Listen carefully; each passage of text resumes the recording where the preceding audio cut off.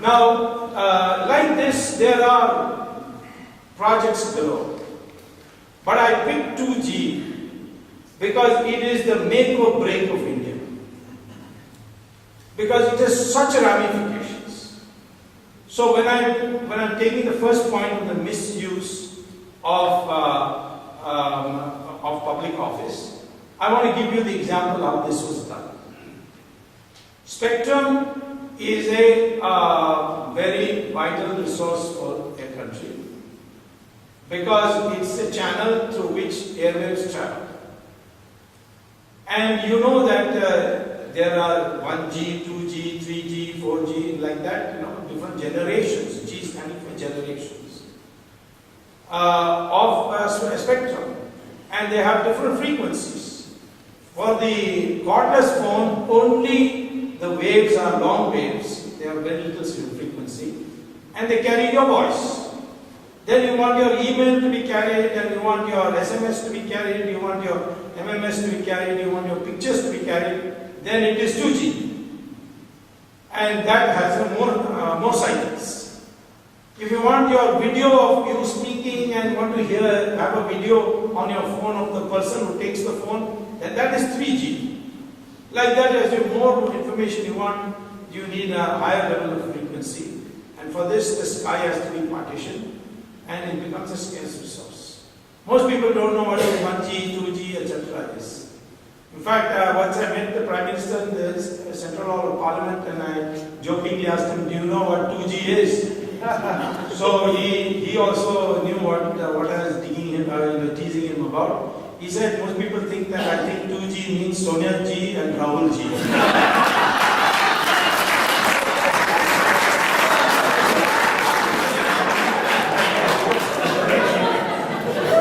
So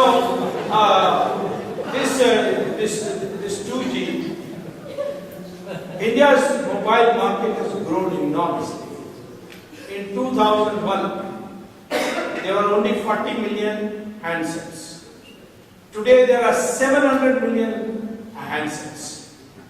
Such is the demand for mobile services. So there is a lot of desire for people to become telecom companies in India. So Mr. Raja, the telecom minister, he became in 2007. Till then it was Gandhi Maran. And he decided that he will, there was a recommendation from the TRAI, that is the Telecom Regulation Authority, that allow everybody to apply and then hold an auction. This is the best way. But Raja felt that if there is an auction, then his friends won't get it. So he decided, and his two friends actually were not even telecom companies whom he wanted the license to be given. One was called Swan Capital, which was a real estate company, and the other was called Unitech, which is also a Delhi-based real estate company, in which 20% of the shares are owned by Sonia Gandhi's son-in-law, Robert Vadra. So these two companies had to be given somehow, and if you help an auction, then they would not be able to compete because they had none of the minimum qualifications to get it. There are a lot of telecom companies, they didn't have a single tower. So where is the question? So what he did, one day he said, well, I am declaring a cut-off date of 1st October. This he announced on 25th September of 2007. Why he announced on 25th September? It is because on that day, he made sure that his two friendly companies, Swan and Unitech, had applied. So he had some other mind and something else in his mind when he fixed this 1st October. So there was a big rush to apply, and 571 applications were received. They were, because India was divided into 22 parts, so each had to be a separate application. So large number of companies applied, and 571 applications came. And after 3 months and 10 days, Mr. Raja decides that on the 10th of January he issues a press release, not in the newspapers, but in the ministry website, that I have now come to the conclusion that in the best interest of the country, the cutoff date should be 25th September. Now 3 months are over after 1st October. So some of the companies which applied, there is one company which is called Aircell, held by a man called Sibal, who had applied between 25th September and 1st October. He went to court saying, this is unfair. And I applied when I was told that the cut-off date is first. Now I am being denied. The Delhi High Court upheld this deal. And the government came in appeal to the Supreme Court. That's when I got involved. Because somebody came and told me that the government is planning to beat this Shivashankar black and blue with a large number of cases, cancelling his all other licenses he has got, and making him surrender, withdraw, so that this Delhi High Court decision can be by default dismissed, and this whole challenge can be over, and then they can quote, the Supreme Court has upheld this decision. So at that time I went to the court and said that I want to be heard also. Court said, why? I said, because Mr. Shivashankaran is a businessman, the government of India is an interested party, and they can collude. And therefore, I want to prevent this collusion. I have information they may collude. So the court, I had fought many cases, so I have a reputation in court. The court allowed me to become a party. And that's exactly what happened. Shivashankaran was beaten so look, he came to court and said, I don't want anymore to contest this. Now, the Supreme Court would have been compelled to set aside the Delhi High Court judgment, which would have been very damaging for all of us. But they heard me, I argued the matter, and they recorded that they are disposing of Shivashankar's petition.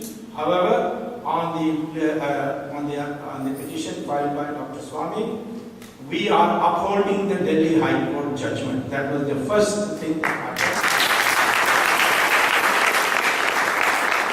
which rendered the cut-off date as illegal. The second thing that that came up was Mr. Raja on the 10th of January. He issued this press release. He said that on this 25th September. Then he also said, and this press release is issued in at 2:45 p.m. 10th January. He said only those will be given licenses who between 3:30 p.m. and 4:30 p.m. today bring demand draft for 1,650 crores to the office of the Sanchar Bhavan. Now, I know that in India you can't get 1 crore demand draft within 2 hours or 45 minutes. You see, it will take you at least 2 days of form filling and all. But Mr. Raja's friends already had the demand draft in the market. They were sitting in his office.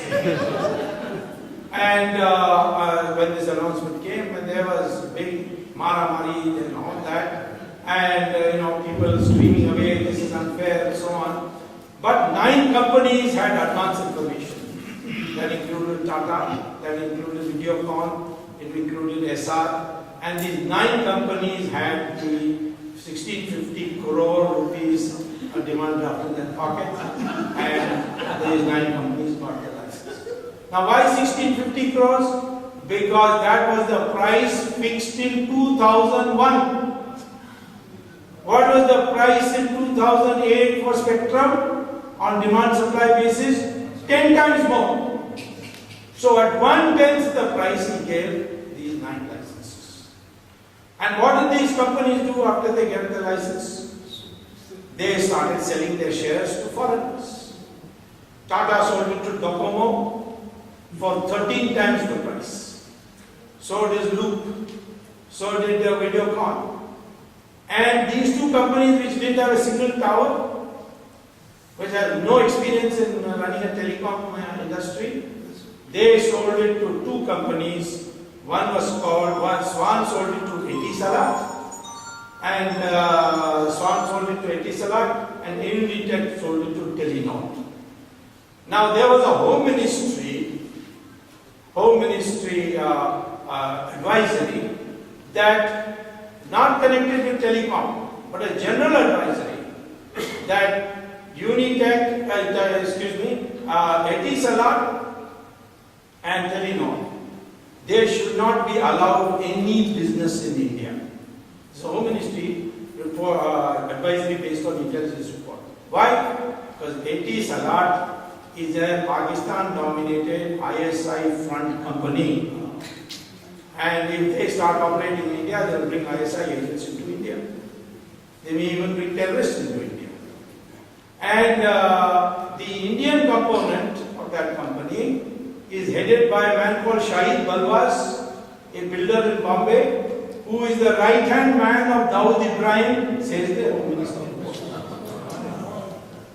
As for Telenor, it's a Norwegian company, but it's 99% of its business is in Pakistan and Bangladesh. And their telecom equipment is purchased, they purchase from Chinese People's Army. And this equipment can also do cyber warfare. And in a war between India and China, this equipment can be converted to cyber warfare use. And the entire Indian Defense Ministry computers can go down during a time of war. Therefore, as a national security measure, these two should not be used.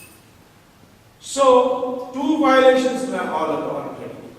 One is price fixed at 1/10, and as a consequence, if you had auctioned, how much would the country have got? You would have got an extra $40 billion.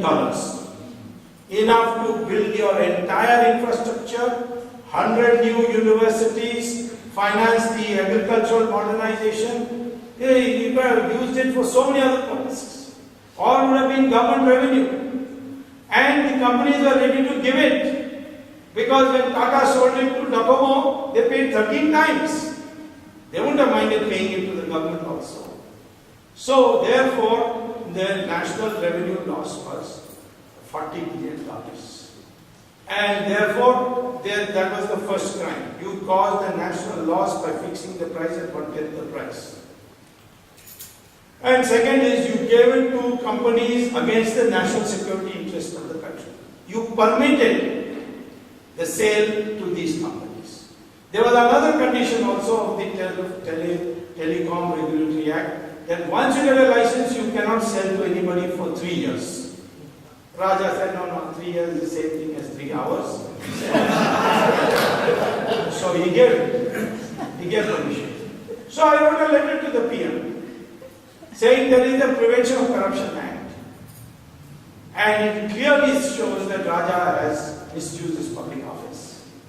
And it must be for for his private gain. Because he used to come on a cycle 15 years ago, now I see him in Mercedes-Benz and clothes imported from Saks Fifth Avenue. So there must be something. He's building lovely houses, and his returns that he filed as a candidate for Lok Sabha shows astronomical 171% rise in wealth in 5 years. So therefore, I would like to prosecute him. There is a provision in the Prevention of Corruption Act that any individual in India can initiate a legal process under the Prevention of Corruption Act, but because they don't want the public officials to be harassed, there has to be some vetting. So the person who would appoint or dismiss the employee, he should be asked permission or asked for sanction to prosecute. So I wrote to the Prime Minister, giving all the documents. He did not reply. Then I wrote another letter. No reply. I wrote 5 letters. No reply. 1.5 years have gone over. I've got many more documents. So finally I went to the Supreme Court. I must say, to the credit of our Indian Constitution, there is a provision in the Indian Constitution whereby you can go to the Supreme Court and say, government is not performing its statutory duties, so please allow me to perform those statutory duties on behalf of the government as a citizen of India.